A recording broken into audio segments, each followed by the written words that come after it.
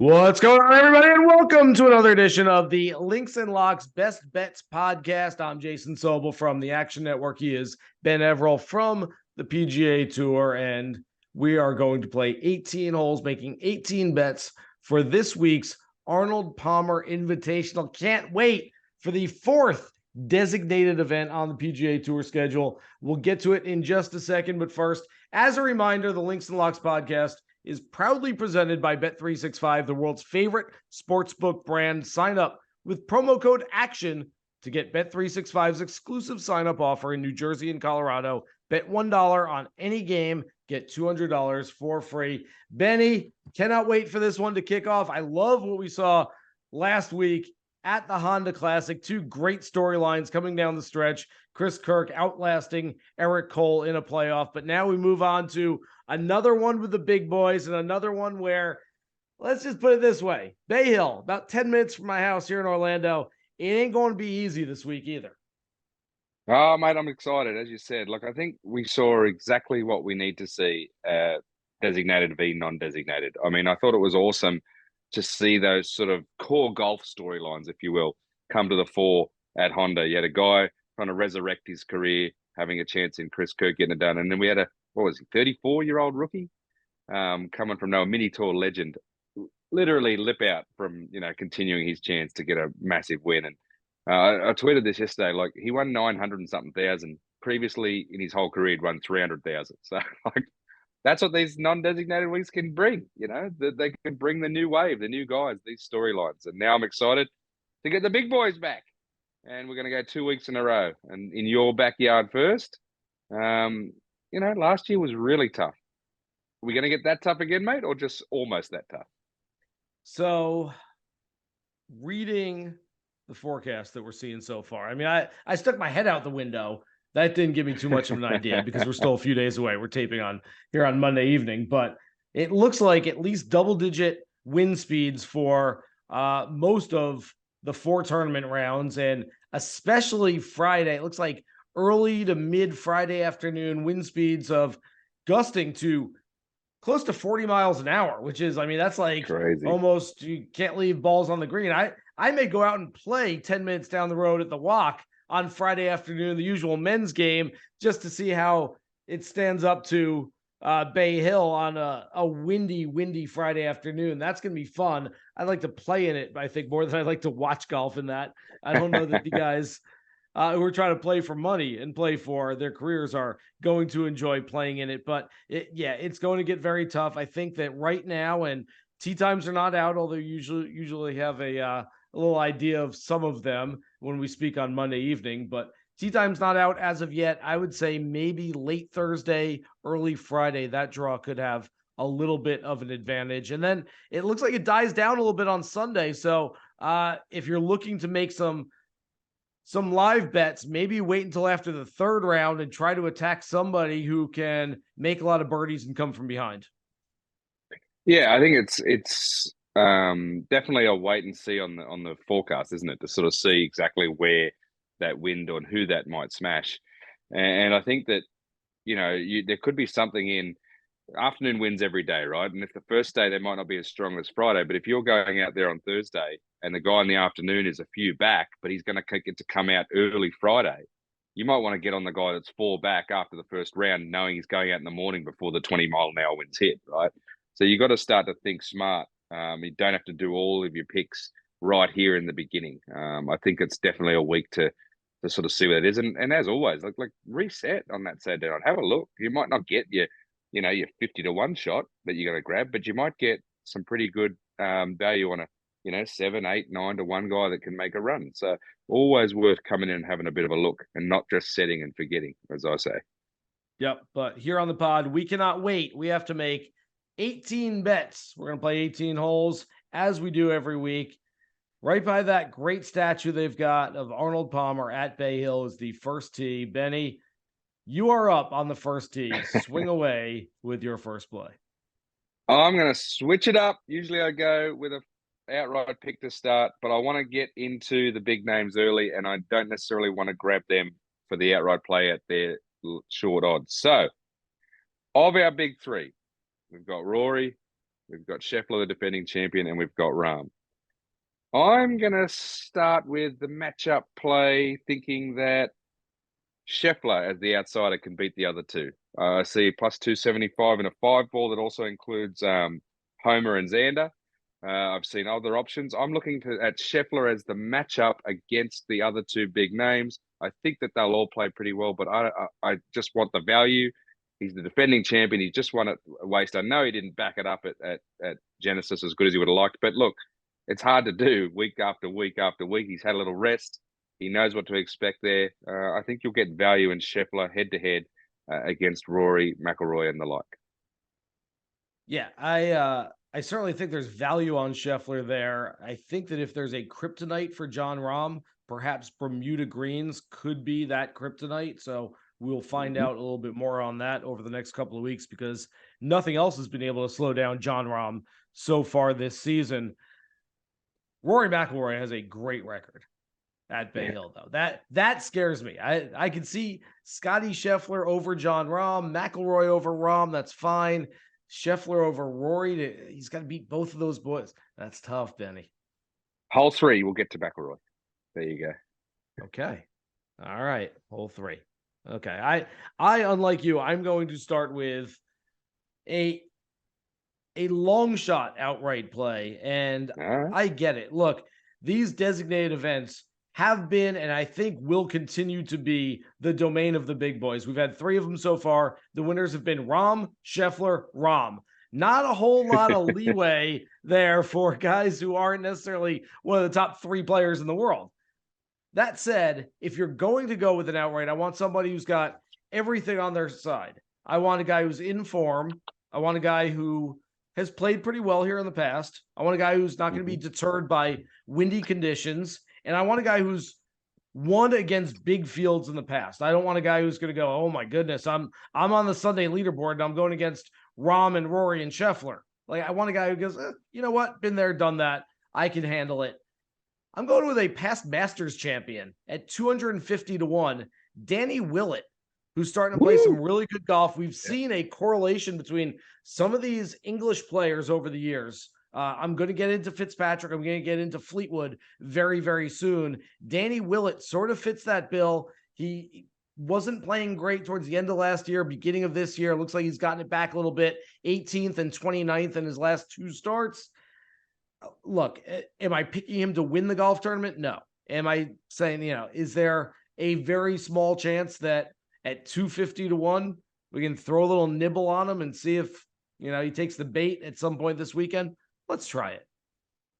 Yeah, I don't mind that. It's been the domain of sort of non-American players until last year as well for a little while, hasn't it? Since Tiger, and I know Scheffler won last year and Tiger won a million times, but, we've had some non-American winners in recent times, and the English have done reasonably well. The European boys have done reasonably well of late. I'm thinking, Hatton, Molinari, Jason Day, etc.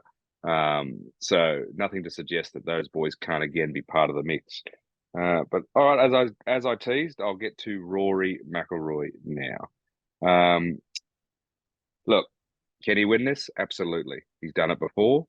But I am going to go my tried and tested route with these favourites.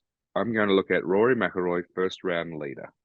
Last 3 times at this event, he's opened 66, 66, 65 before trailing away and not getting the job done.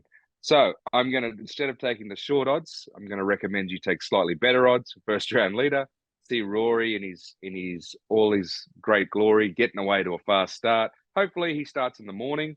Let's talk about this as well. If he ends up late early, can still get it done late on the first day if the wind is not too high. But obviously there's an advantage to starting early and not being in those winds for that first round leader position. But I'm thinking again, like I've mentioned many times, if he starts great, you might cash in on the better odds than you get for the whole tournament. If he doesn't, well, then you might have better odds for the comeback than you have at the beginning. Let me put it this way. The last 3 times he's played, as I said, his scoring average for the first round is 65.67 in the last 3 years. However, his final round scoring average, 76. 76 is his final round scoring average the last 3 times he's played in the event. So, again, this is why I'm saying Let's get on him early. Let's see if we can't jag that, 20-1 or whatever it is. He's at FRL when the thing starts, depending on where he gets. And this will, again, that might adjust once the tee times come out tomorrow. And then maybe get the play, and then we'll see what happens from that point on. Maybe, as I said, he gets the poor draw and he has to hang in there the first 2 rounds, and you'll get him at value for the overall on a comeback on the weekend. But he's proven that he hasn't played the weekend well in the last 3 years. I mean, let me show you. 73, 76, 72, 76, 76, 76 last year in tough conditions. So I'm going to get on Rory early rather than later. Okay. I like that, and everything there makes sense. I would like to, before I get to my play for the 4th hole, mention once again that I think that late Thursday, early Friday is going to be the better draw. But if you're looking for a first round leader play, you got to go early Thursday. Look, I play around here in the Orlando area very, very frequently. For me personally, I'd rather go out in the afternoon. I like to, have a nice late breakfast and relax a little bit, hit a couple of putts. For these guys, that's not really their MO. They are just fine playing in the morning when there's less of a breeze, when the Bermuda greens aren't getting as sticky and sticking up as much as they can. So again, we're recording before the tee times have been released, so I reserve the right to change my pick here. But for my first round leader bet, I'm going with a guy who's broken 70 in 7 of 12 opening rounds so far this season, and that is Tom Hoge. I'm looking for ball strikers this week. I'm looking for guys who can get hot. He tends to get hot on Thursday mornings. Hoge is the play here. I'm also looking for a complete reversal of what happened last year, which is an opening round 78 here at Bay Hill. But he has posted some good scores here in the past. So I look at that as more of an outlier than anything else. Okay, so I'm just switching up what I have here. I usually wait till later, but I'm going to throw the 5th. I'm going to throw you my long shot plays.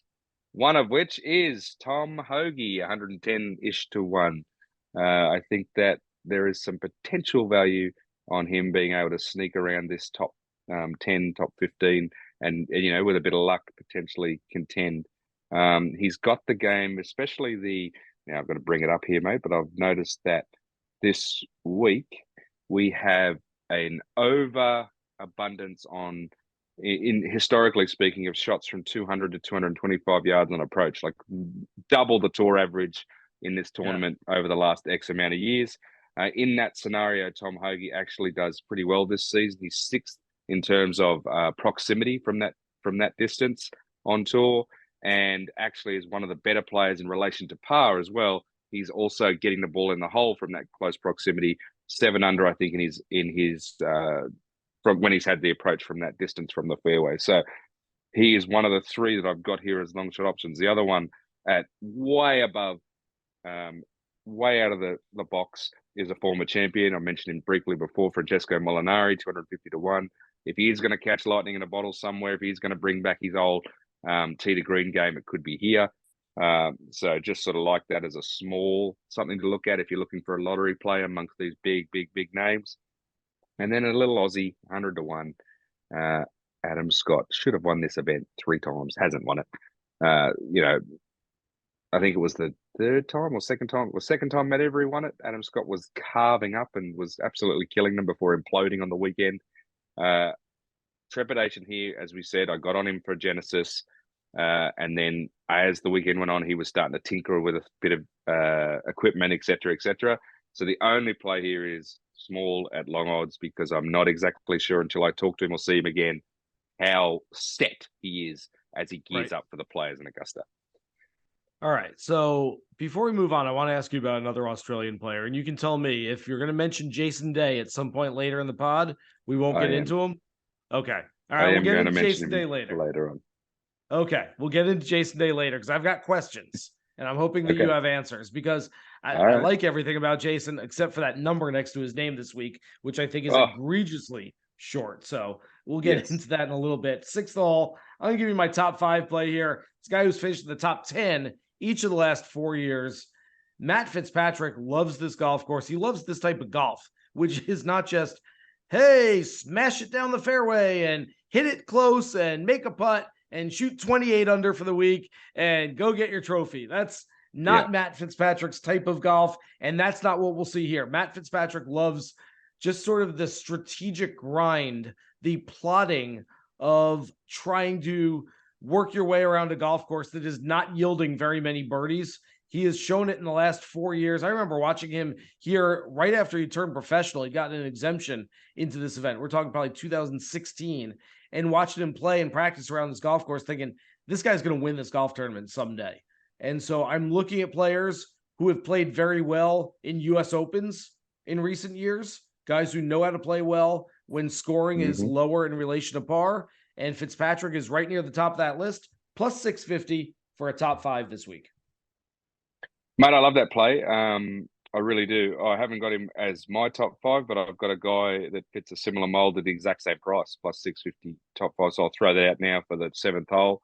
He wasn't as good as he would have hoped last week, but I also think he took the foot off the gas, like we mentioned might happen with the bigger names at last week's Honda Classic, and that is Sungjae Im.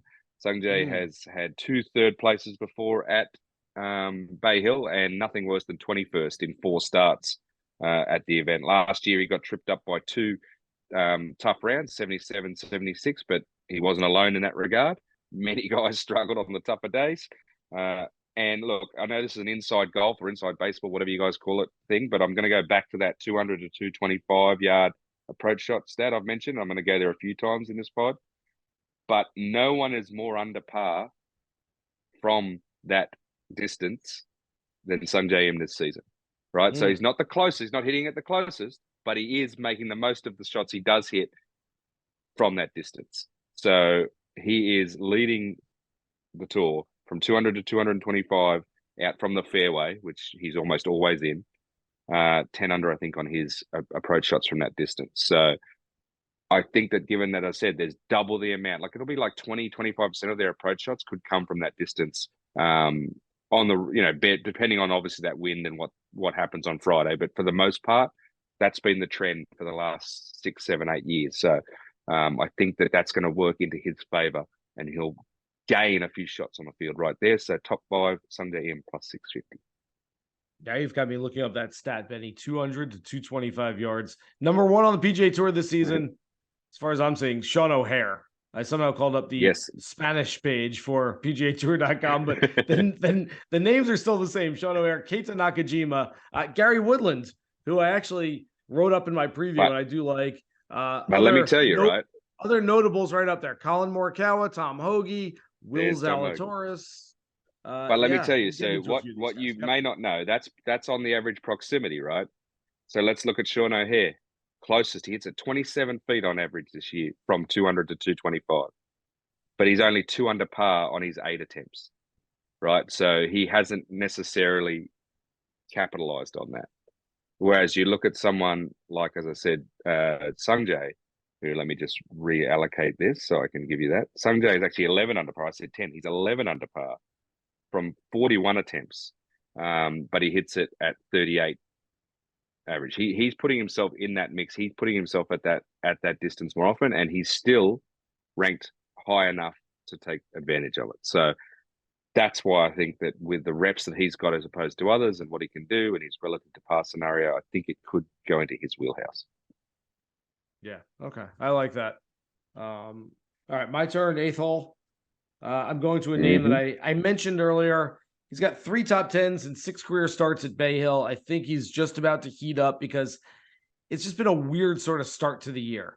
He's played a couple of times in the Middle East where he just kind of had these middling type finishes, made the cut, didn't do anything special. Went to Phoenix. Phoenix is not his bag.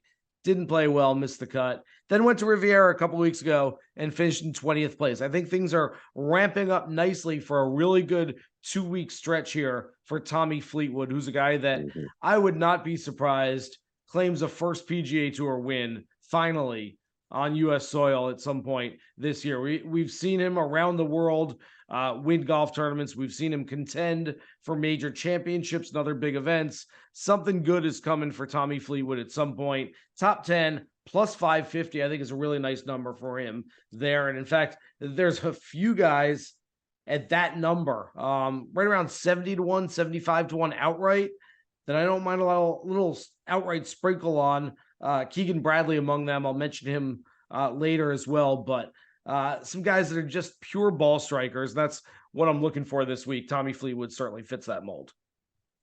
Yeah, Fleetwood, I think 3 top 10s at API, 20th last year in the tough conditions. Again, and I like the English lean. And, mate, I'm going to get in ahead of you because you just mentioned a guy you're going to talk about, but I'm going to give you my top 20 player, and that is Keegan Bradley that you just threw up there. I think plus 250 or around about that. I believe he's had, the last 2 years he was 10th and 11th. He's had a runner-up and a third way back in the day, but still knows how to get around Bay Hill. I think the only cut he ever missed was his very first one back in 2011. And so he's played there 11 times. He's 10 for 11 and made every cut he's had at Bay Hill since 2013. And I think that speaks towards being able to get into that top 20. He's been playing well. Obviously, he had a win inside baseball, but he's 23rd on proximity in that distance we talked about. Also 6 under par from those options. Like all the little stats that I've come up with so far in a little bit of preview stuff I've done, he comes in. So I like a nice solid plus 250 at top 20. I think Keegan Bradley could be very solid this week and could threaten to even win this thing. Keep that Keegan Bradley play in mind because I'm going to give you my Keegan Bradley play in just a second as we make the turn here in our 18 holes. By the way, I once was making the turn at Bay Hill, and Sam Saunders, Arnold Palmer's grandson, bought me an Arnold Palmer. I just thought that kind of came together. That's awesome. Nicely. I've also got a million Arnold Palmer stories that I could tell, but yeah. So and a few that I can't tell as well, which are even better stories. If you find me at API this week, I'll tell you a good Arnold Palmer story. But as we move forward, a reminder, the Links and Locks podcast, proudly presented by Bet365, the world's favorite sportsbook brand. Sign up with promo code ACTION to get Bet365's exclusive sign-up offer in New Jersey and Colorado. Bet $1 on any game, get $200 for free. And as promised, I'm going to get to my Keegan play. I've actually got 2 plays for the 10th hole here. Player market bets at Bet365.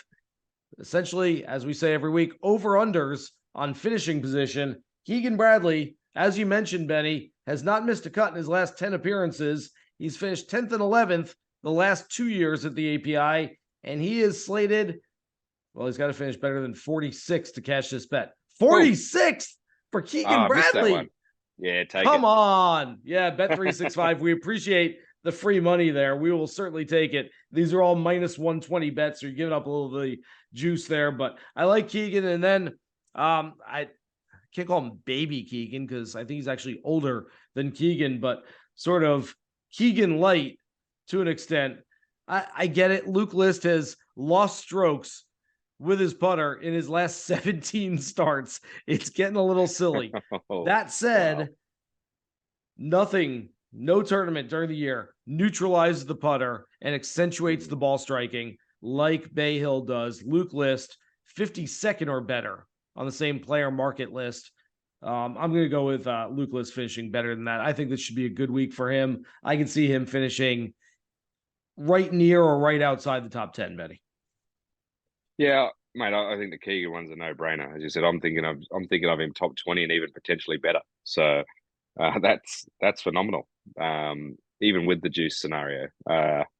And I'll throw, the 11th hole, I'll throw the one that caught my eye. I can't believe I missed Keegan, maybe because I'd already slated him, so I wasn't looking for his name. But 38th or better, I want Sahith Theegala. I think that is decent as well. I think he's a good top 40 player this week. I think he's really starting to figure himself out and get into a bit more of the groove. Whether or not the results are as great as he wants or whether or not they're replicating what he did last year, I don't think is that big a deal. I'm going with the feel of being around him, of talking to him, of being with him in LA and again at Phoenix. And I just think that this kid is this close to just like going on a massive run. And we've talked about this.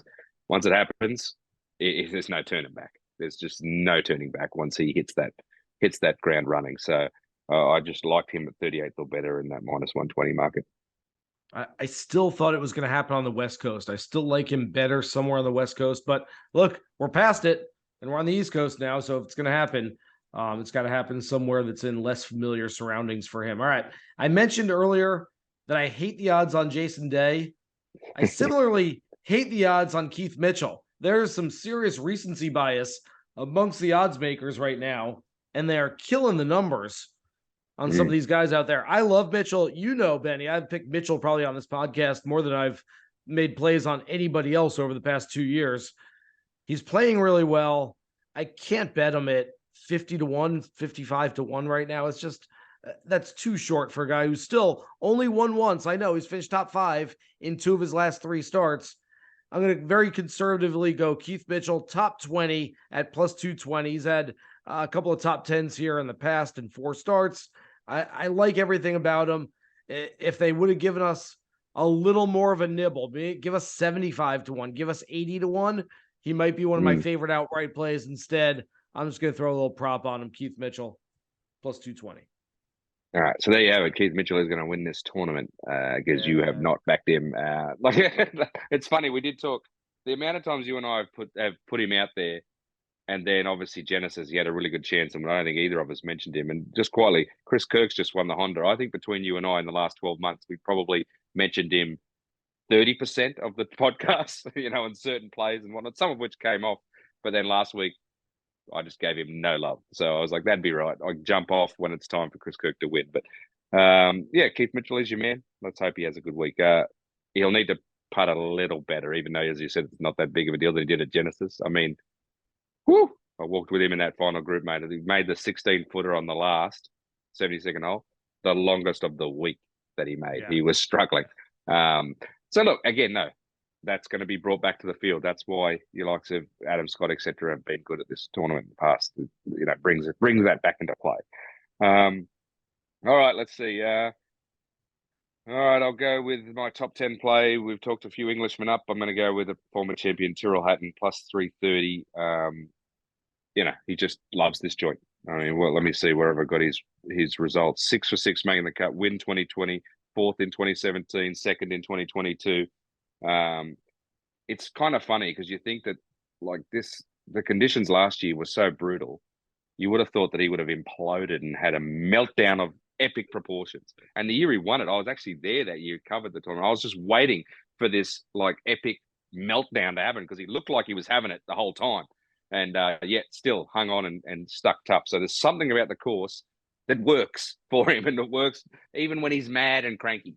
Because he was that year he won, and he was probably last year as well, and he still managed to do well. So I'm going to stick with him because I think you can get value, given it how big the field is this year. You get a little bit more value than you might have otherwise on Tyrrell Hatton, plus 330, top 10.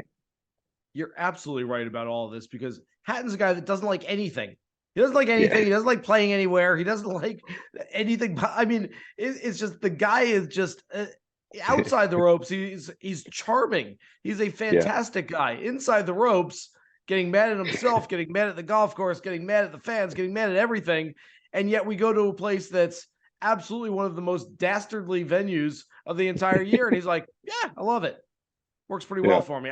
Nothing about it makes sense except everything about it. The play makes sense from you. All right, 14th hole. I'm going to go to a guy that either was or still is. I'm not sure if he's still there. I got to make a phone call here, but Christiaan Bezuidenhout is a guy that's been a member at Bay Hill over the last few years. Again, I believe he's still there, but even if he's not, he knows this golf course as well as anyone, and it's shown in his play over the last 3 years. He has not finished outside the top 20 at this event. I'm taking him for a top 30 at plus 200. That's a very, very cautious play. I don't mind top 10, top 20 props on Bezuidenhout.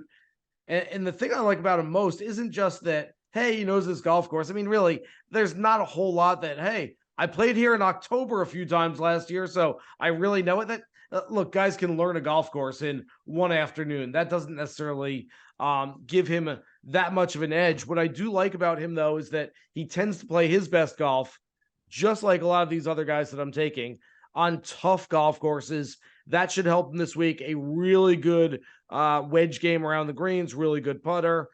He should be able to, when he needs to, get up and down for pars throughout the entire weekend. So I do like C-Bez this week. All right. Before we get started into my 15th and 17th, which this week are both, basically outright plays. I want to go back to those top three. They're not part of the next two I'm going to mention, but by all means, do not think that means I'm writing them off, right? Like Rahm, Scheffler, Rory, hard to ignore. In fact, I want your opinion, mate. Like, what is the argument for and against people saying, putting like, I'm throwing a number out there, putting $10 on each of those three, and then another pick that they like, so that they cover the top three, and then pick their other guys, given that the odds blow out, we've got plus 650 and 900 or something or other on those top three. Do you want to cover those, or do you want to just leave them and see what happens? No, it's not what I would do. Look, I can tell you, I just had somebody giving me grief on Twitter. Does anyone know Tom Ford, who apparently makes golf picks on Twitter? All right, so I'm going to call this guy out because this guy was giving me crap for my picks, and I get it. Look, I pick one outright winner every week. If that guy doesn't win, all of golf Twitter is like, Sobel cursed him. That's what he did. Sobel cursed the guy. Oh, really? Who'd you have this week? Well, I had Rahm and Scheffler and Rory, and then I had Morikawa and Cantlay and Speed. And then, you know what? I went out on a limb and I took Im and Day just as long shots this week. That's what we're dealing with here. These kind of guys who want to yell at me on Twitter for putting out one outright every week. And there, you look at their cards, they've got 27 guys on their cards every week. Give me a freaking break, guys. Yeah, mate, I love it. I did tee you up there. I knew as we had a little mini talk before we started, I wanted to get you fired up, and I'm glad we've done it. You did. I'm with you. Like, look, it's big chance one of those threes can win, but like, I don't know, it's just not as fun for me to jump on that from the beginning at the short odds. It's just not like that's like you're looking for the value. You can always reset. You can always have a go at those guys come the weekend, come whatever. As I said, we've talked about what I do with Rory with the first round leader, etc. So value-ish, because some of the numbers are not what I'd like to see. But I'm going to give you a first outright play. He was runner-up last year.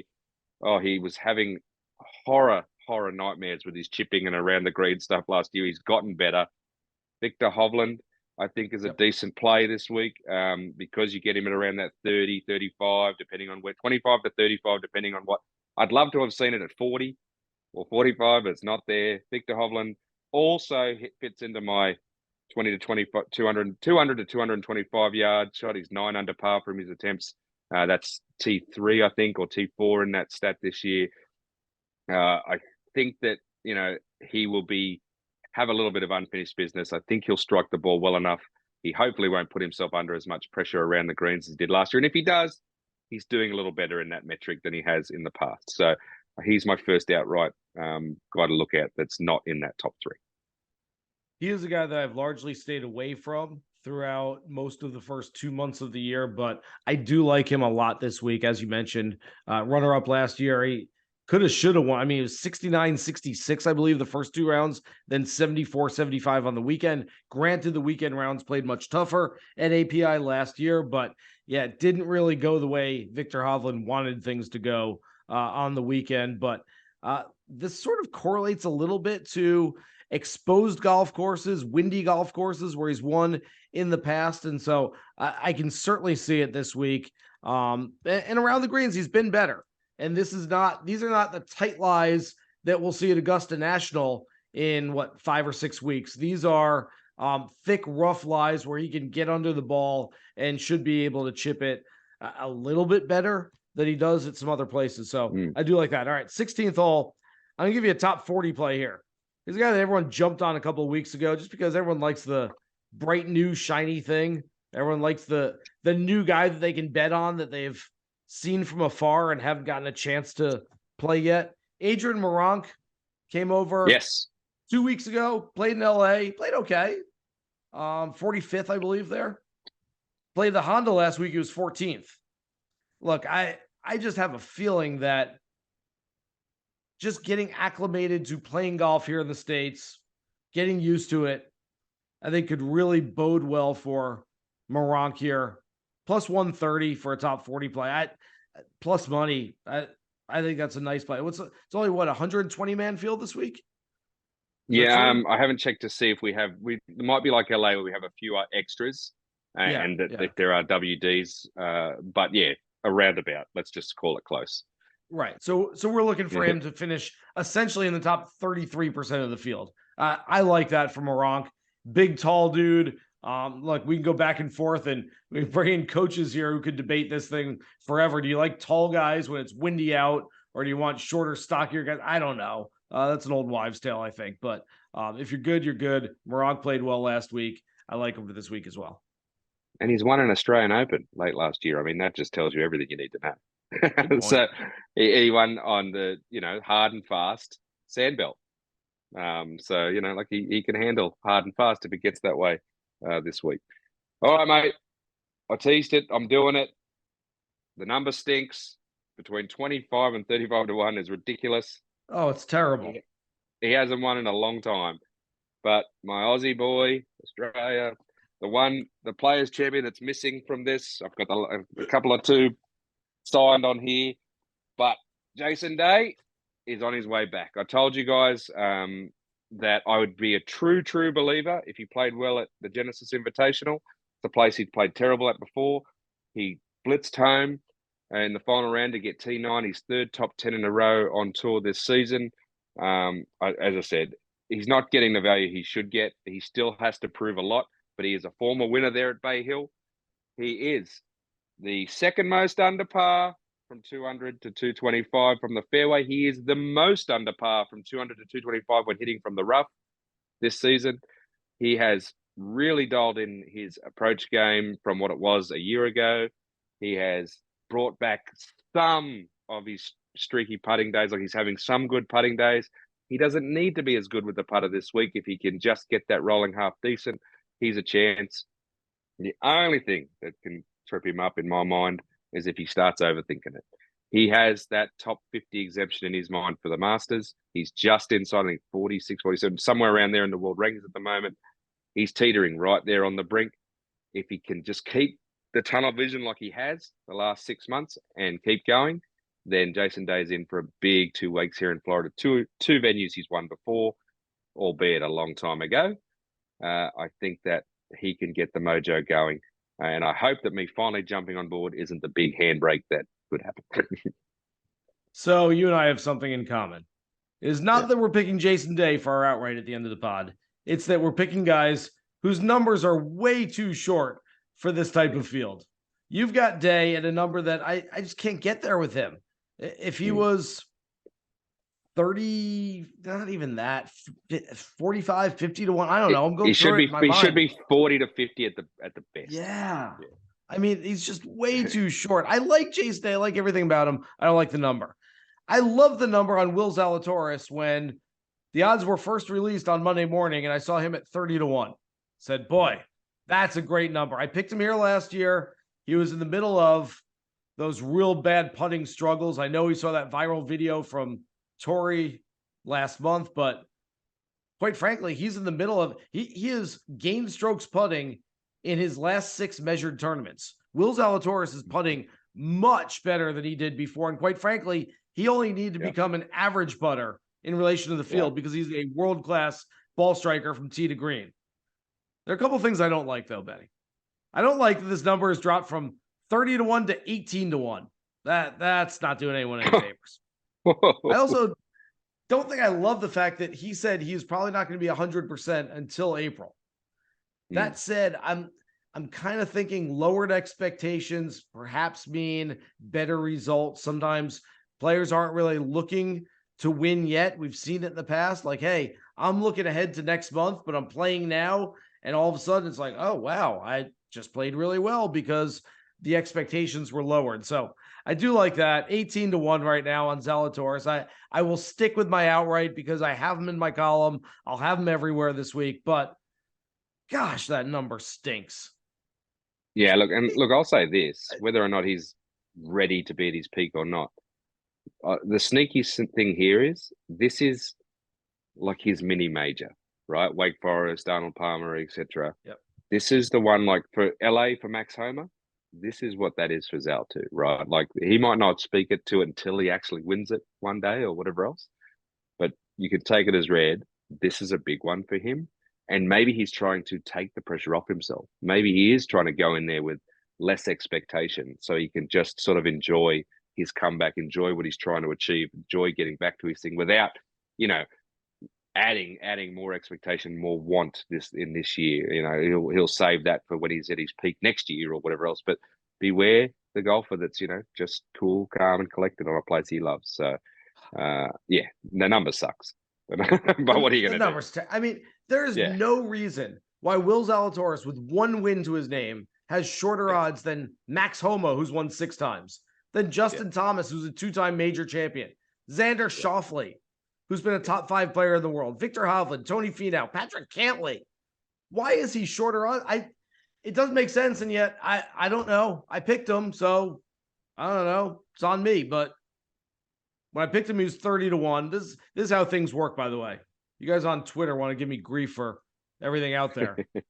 I wake up, I do all my research Sunday night. I wake up Monday morning, the odds come out. I write my column, I put it out there. He's 30-1, great number. All of a sudden, everyone else bets him too, gets down to 18-1. Well, now I'm stuck with him for the rest of the week because I've gone with him on Monday morning. And so I've got to sit here and talk about Will Zalatoris. I will say this.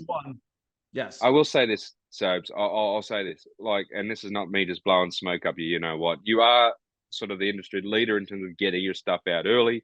I make a point not to read his stuff early because I want to make my own research and my own opinion. We talk about this on the pod. I always read Sobes' stuff after we do the pod. That way I can sort of see where his mind was going, if there's anything different from what he said. I don't do my own previews until Tuesday or some weeks Wednesday.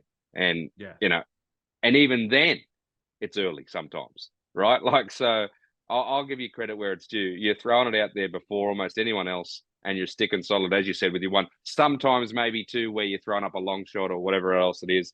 There's some absolute something to be said for that. Something to be said for standing up behind your number. And, you know, at the end of the day, you know, if you have your 100 units or your 10 units or whatever it is on a guy and he ends up being bad odds and he wins, well, you still win. You win. So let's hope that's what happens for those guys, those people out there that have stuck with you on the Zalatoris pick. Yeah. So in any case, I do like him this week. Zalatoris, except Jason Day's going to beat him. Fitz, Fleetwood. Look, hey, if he beats him, he beats him. He beats him in a short number. I mean, that's one of those. Jason Day could very well win this week, and if he does, I will sit back and go, "Congratulations!" Just wasn't playing you at that number. I will say this though too. After all this, and I know this is not cool and sucks for you guys out there listening or whatever, but like the draw is a big part here. Yeah, like if Jason Day's out in that 20 mile an hour wind in the afternoon, that's not good for him, right? That makes he really should be at 50+1 if he's playing early late because he does a high ball flight. Rory McIlroy's the same. If they're up in that high, trying to do their whole high ball flight in that wind, that is tough. They're gonna have to survive that. The guys who play in that wind are gonna have to find the US Open survival mode. That I'm not saying they can't. And if they stick solid, they can make the ground up on the weekend because it will get hard and fast. And it can be like Torrey South, where Jason has done well in the past, even being behind after 2 rounds. You know, so bear in mind that whoever you pick, if they're playing in that wind, they're going to have to get through some tough adversity, and hopefully they come through for you. I am looking now at the forecast, and I guess if there's any saving grace, right now it's still showing. Average wind 21 miles per hour on Friday, max wind gust at 38 miles per hour, which is the same as it was showing earlier in the day. It does look like it's not just afternoon. Like there's a little bit of an overlap. Like kind of feels like the worst time is like 11 a.m. to 2:30, 3 o'clock p.m. So it's not totally covering just the afternoon guys. It's getting some of those morning guys, the later morning guys a little bit too. So maybe that levels things out a little bit, but you're right. I am looking at late Thursday, early Friday, especially DFS lineups. I may make some lineups that are 5-1 as opposed to a 3-3 or even just a random, like not even looking at tee times. This is a week where you definitely want to look at them. So appreciate everybody listening to this edition of the Links and Locks podcast. Remember, you can find us anywhere you find your favorite podcast. Download, subscribe, rate, and listen every single week during the entire PGA Tour season. For Ben Everill, I'm Jason Sobel. Good luck with all your bets for this week's Arnold Palmer Invitational. Here's hoping you hit the green.